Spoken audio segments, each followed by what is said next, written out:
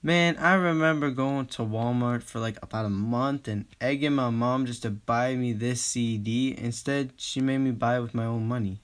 So after 3 weeks payments, scrubbing dishes and doing the laundry, all that good jazz. So I went back to Walmart and let's just say I was victorious.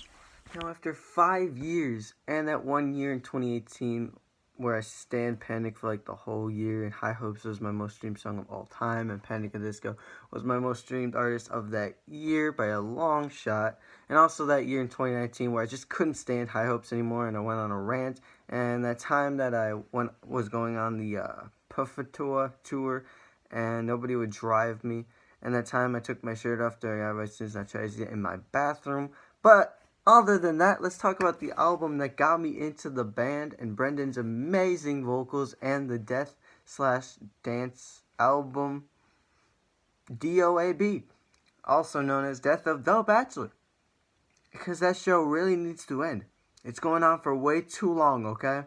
Just turn it off. It's alright. We don't need it to go anymore. Nobody cares.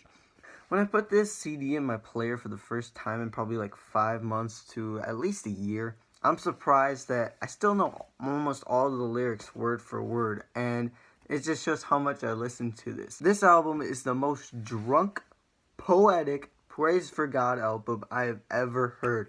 It's got the grooves, it's got the bass lines, and it's even got the songs that you can't deny dancing to. I mean, dancing. Oh wait, that's the other album. He does get to pull off his fancy vocals on Golden Day and Impossible Year.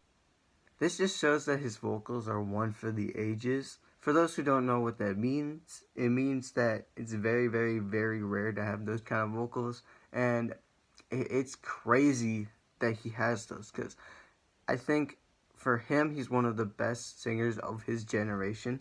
It is crazy to see him go, how high he can go, how low he can go. He can even scream.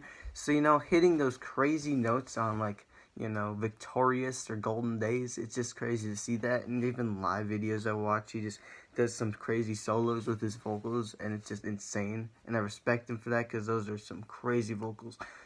And he's still young, so we get to see more of those crazy vocals for a while. And yeah, it's just crazy.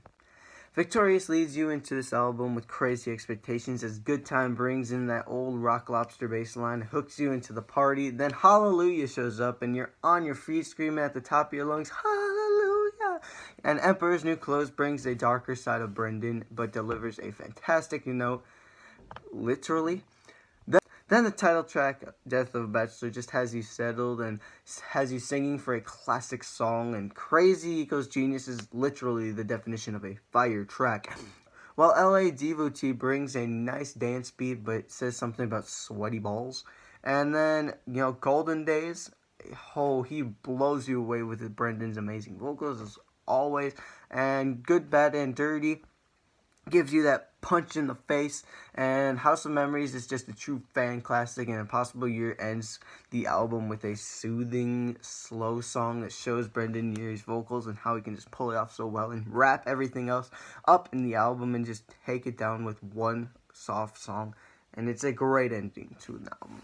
So after 5 years of this amazing album, in my book, it goes down as a true classic album. I know it's only been out for 5 years, so people can't really call it a classic, but for me and the nostalgic history that I've been, and I've only been around for 17 years, this is a classic in my book. I mean, it was the first CD I ever bought. Come on, man. And so whenever I just, decide to blow the dust off this thing and, put the CD into my CD player, I know that it'll certainly deliver a good time. So don't threaten me. But this album still holds up after 5 years, and if you think otherwise, you're wrong. And thank you for coming to my TED Talk.